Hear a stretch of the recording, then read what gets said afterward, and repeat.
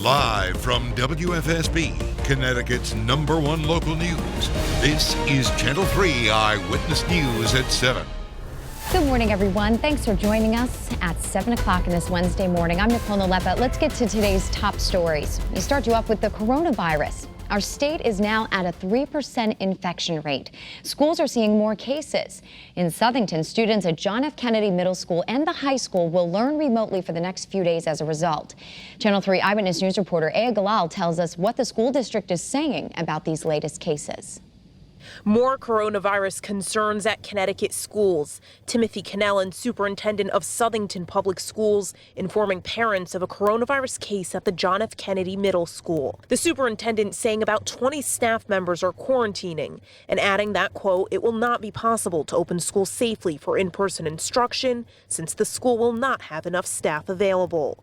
The middle school will be fully remote today through Wednesday, October 28th. The superintendent informed families of another COVID case Tuesday night, the second one at the high school. The school district and health department are collaborating on contact tracing. Aya Galal, Channel 3 Eyewitness News. Now, some students in Shelton are being asked to find their own ride to school this morning because of a bus driver shortage.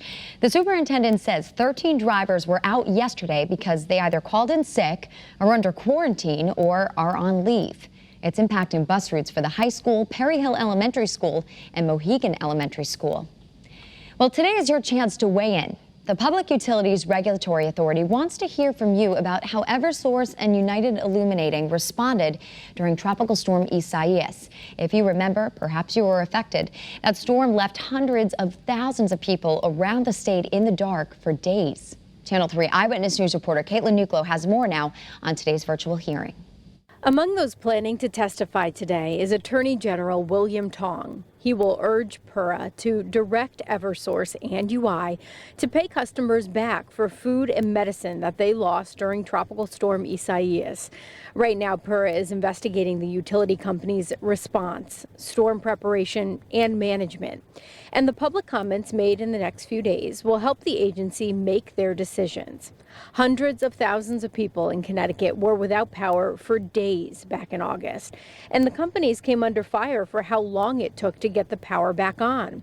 Attorney General Tong says fines and penalties could be possible for the utility companies. Caitlin Nuclo, Channel 3 Eyewitness News. Virtual public hearings will be held for the rest of the week. So they start today at 11 o'clock and then tomorrow and Friday at 9 a.m. on Zoom. And we have some more information on our Channel 3 app on how you can testify. All right, it's now 7:02, almost 7:03. Police are investigating a shooting that killed a 48-year-old Windsor man right in the north end of Hartford last night. That's in the city's north end. It happened right on Albany Avenue between Homestead Avenue and Baltimore Street. The victim has been identified as Trevor Cumberbatch. And now to Enfield, where police say they were forced to kill a dog after it attacked a 19-year-old woman in Enfield. This happened yesterday afternoon around 4:30 on Spring Street. We're told it started with the pit bull attacking the woman's foot. The officer says he was forced to shoot when the dog started biting the woman's neck. Police have not said how serious the woman's injuries are, but they are looking into what led up to the attack. And some more help is on the way for struggling small businesses. Here's some good news. A new program will grant 10,000 local businesses $5,000 each. Now, to qualify, a business must have less than 20 employees or a payroll under $1.5 million. And businesses can apply starting the week of November 9th. Police in Ansonia are searching for two men who they say robbed the S&A Mart. Police tell us one of the men had a handgun when they entered the store right on Division Street around 7 last night. Investigators say several $100s in merchandise was taken.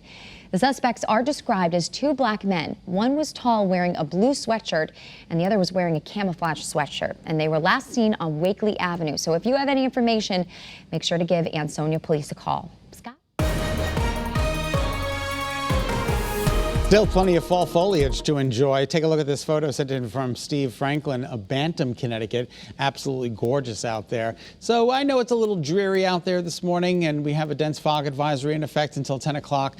But nonetheless, gray skies are going to try and clear up later on this afternoon. It's going to take a while, but gray skies should go and clear up later on this afternoon. All right, we'll take a look at the visibilities out there. Half a mile in Waterbury, half a mile in New Haven, a quarter of a mile at Bradley. That's not too good. And then 1 Mile in Chester, also not too good out there. But it all really depends on where you are and where we're seeing the fog this morning. Our Channel 3 early warning radar scans the state dry. Look at the temperatures. Whoa, 59 in Waterbury, 59 in Storrs, 59 in Hartford, and 60 degrees in New Haven. That is pretty close to the normal high. 61 is the typical normal high for this time of year, and this time, it's unbelievable, 7:05, and it's 60 degrees in New Haven. That's just unbelievable. All right, so the temperatures today will ramp up. They're going to climb into the low 70s. There could be a brief shower around, and then mostly cloudy skies until about 2 or 3 o'clock, and that's when we start to see some breaks in the action, which is good news. So fog this morning, lifting, maybe a brief shower again by about noon, but we'll be under mostly cloudy skies, and then by late this afternoon, we start to see that gradual clearing for the shoreline as well. More temperatures for you. 58 is the cool spot. You want to call 58 cool in Salisbury and in Torrington.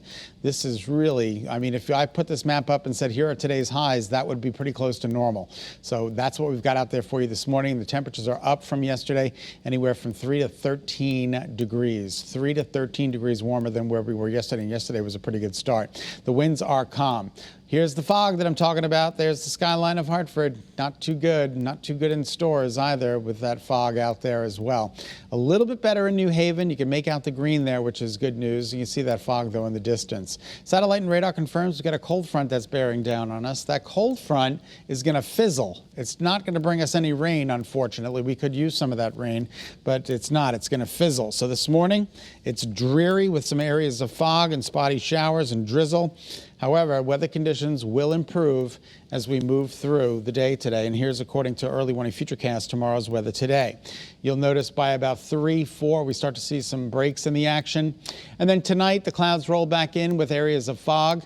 And then tomorrow morning, we start off a little on the dreary side, but tomorrow, let me tell you, it's going to be a really nice day with partly to mostly sunny skies. Daytime highs today climb into the upper 60s and low 70s. A cold front will pass through the state tonight, then high pressure will take over tomorrow. The sky will become partly to mostly sunny tomorrow, and temperatures will rise well into the 70s, and the air will be drier. For the most part, Friday looks good, and so does the weekend. A couple of showers are possible late Saturday with the arrival of a cold front, but not a big deal. Temperatures will remain above normal Friday and Saturday, but Sunday will be cooler. Rain seems likely early next week with a frontal boundary in the area. That's a check of your early warning forecast. I'm meteorologist Scott Haney at Channel 3, hoping you all have a great and safe day. Nicole, back to you. All right. Yeah, we thank you for tuning in to Eyewitness News on this Wednesday. We're halfway through the work week. Remember, you can always get news and weather updates anytime on the Channel 3 app. Drive safely out there. Have a great day.